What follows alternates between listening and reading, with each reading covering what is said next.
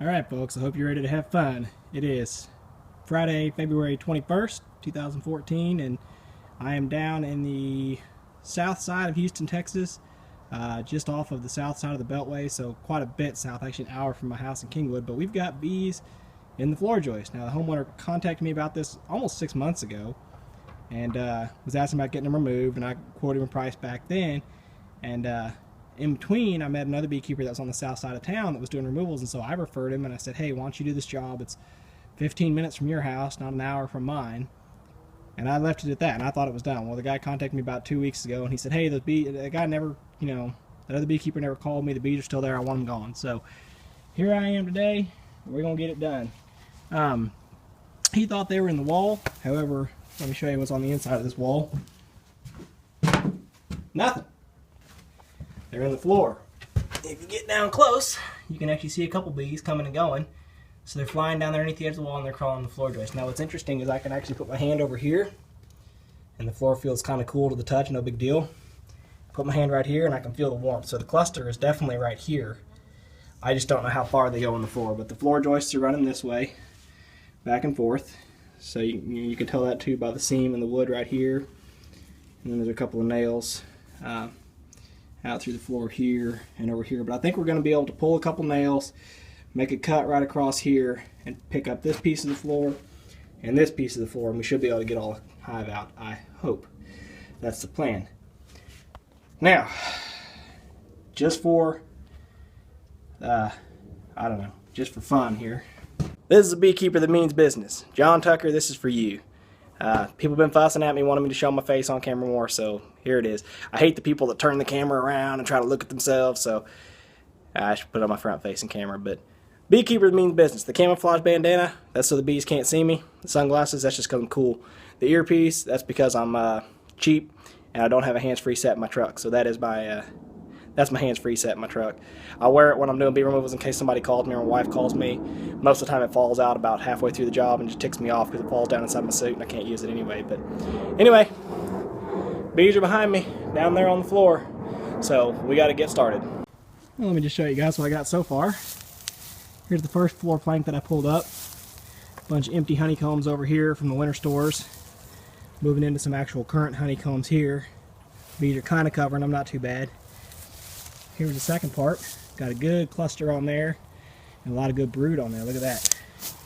Those look like swarm cells to me. I don't know about y'all, but those look like swarm cells to me. This hive may already be thinking about swarming, or may have already swarmed. That might be why those honeycombs are so empty and that they did need it all for winter. I'm thinking maybe the queen's on there, but let me show you what I got in here, because we ain't done yet. There's all the rest of the honeycomb. A lot of pollen and a lot of brood in there, and it goes back further underneath the floor here. When I felt it, when I put my hand on it and felt it, I didn't feel the heat back here, but that just means the cluster wasn't there. So I'm going to go ahead and open up this next little bit of the floor across here just to see how far we got to go in. Actually, the next floor joist,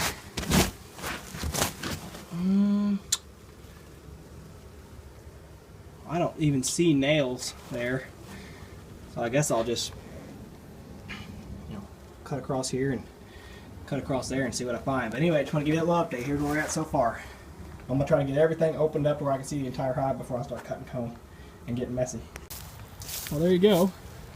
1, 2, and here's the third piece that I pulled out. Good sized ball of bees there. They're fanning an awful lot. Who knows? Maybe the queen's right there. I don't know.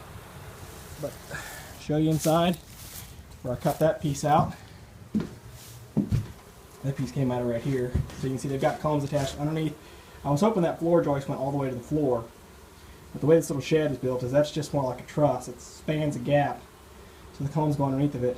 These little honeycombs over here, they look like they're just attached just to the face of the truss there, or the joist. So I don't think there's any honeycomb underneath of here. But once I get done, I'll take a peek under there with my flashlight. I don't want to cut the floor out just yet unless I have to. So it looks like most of the brood nest and stuff is all over here, and that this, well, I say that, there's a piece of honeycomb right there, so maybe I will go ahead and cut this open too and just have it all out in the open where I can work on it. That's where we're at.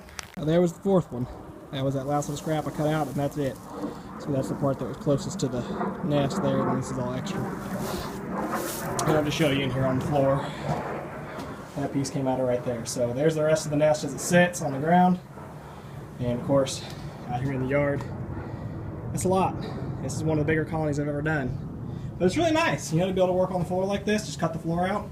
That's really nice. That beats the tar out of having to try to reach up into a set of eaves or something. So anyway, I'm gonna swap out my leather gloves for some rubbers and start cutting combs. Looking for that queen. I got the queen, folks. She's in there, right there on the right hand side, crawling around. I was right from the get-go. You know, I spent a lot of time cleaning up honeycomb and stuff, but I told you at the beginning of the video that I thought she was right over there, which, I mean, that's what's left of it now. Excuse the focus. But there's what's left of it now. I flipped the board around 180 degrees. That's why the combs look different. But she was on there the whole time. The bees were running to that spot and gathering up on that spot. So I've got the queen here caged up. And yeah, I've been vacuuming up bees and cutting combs. So what's left of that little chunk of brood comb over there, cut that to go in a frame. Then I've got a couple pieces of brood comb in here stacked up on the floor that I'm going to cut to put in frames. But I'll get them all framed up and just keep vacuuming bees, as many as I can see and find. And I'll head home. That'll be it. So just one more look if I can make my camera focus for y'all. Try to make it focus. Unfortunately, I try to make it focus with my nose. No. Maybe she's too close. There we go. There's the focus. Look at that queen. She's not real big. Really, surprisingly not very big. But doing a darn good job. This is a big, big beehive. Probably 5-6 pounds bees. So good colony bees. I'm happy to have them. So that's it for now. Well, here's the end result. I got probably about 3 pounds of bees there. 3 or 3.5 pounds of bees in the back box. Focus, there it is. And then in the hive, with the queen and the frames, I've probably got at least another pound or 2 of foragers that returned as I was cleaning up tools and stuff like that. Didn't see hardly maybe 5 bees left over there on the site, so I think we pretty much got them all. Even though it's still daylight, I think it's a little bit cooler out, and I think a lot of the foragers have decided to come on home early. Excuse the airplane flying overhead. Anyway, I got 10 frames full of brood and honey and pollen. I think I put 2 frames, or 1 frame of honey, 1 frame of pollen, and then there's 6 frames of good brood in the middle, and then a frame of honey and pollen and a frame of full pollen. So really, really good. Oh, and then 1 frame up top in the deep is half honey and half pollen. So I used up everything I had, plus I got 1.5 buckets full of spare comb that was empty, and I got 2 buckets, probably about 5, no more than 10 pounds each of some real good quality pure comb honey, and then some that's just going to be crushed comb honey. It's, you know, an old brood comb or stuff like that, but I'll be able to crush it and strain it. So got a little bit of honey out of the deal too. It wasn't all lost. So like I said, this one's done. We'll take them home. We'll add these girls back in, and then tomorrow we'll let that queen out of her cage. But that's it for now. All right, folks. Well, here is Miss Queenie the day after. See, the bees sure like her. Still in there crawling around, looking good, looking healthy. Again, I apologize if the camera won't focus, but I have a hard time seeing what y'all are seeing. I think it's focused on her now, so I can't tell where she's at in there because of the glare off my phone, but y'all can see her. She's looking good this morning. Still crawling about and active. The bees look really good this morning. They're still plenty nice, but let's see if we can let the queen go. Watch her crawl out. Y'all look for her. As you can see. Did you see her yet? I didn't see her. Sun's still glaring in my face.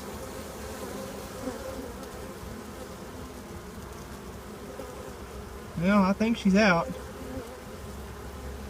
So, I don't know if y'all saw her or not. I didn't see her go out, but we'll see. Anyway, I'm gonna get them put back together here. They look really good. They're covering the brood really good. Good numbers. So we'll get the hive put back together and try to leave them alone for about a week. I am gonna put a feeder on them. I've got That feeder there and that feeder over there, neither of those hives necessarily needs those feeders. I just put them on there to use up the sugar water, so I'll move one of those feeders over and give these girls some help.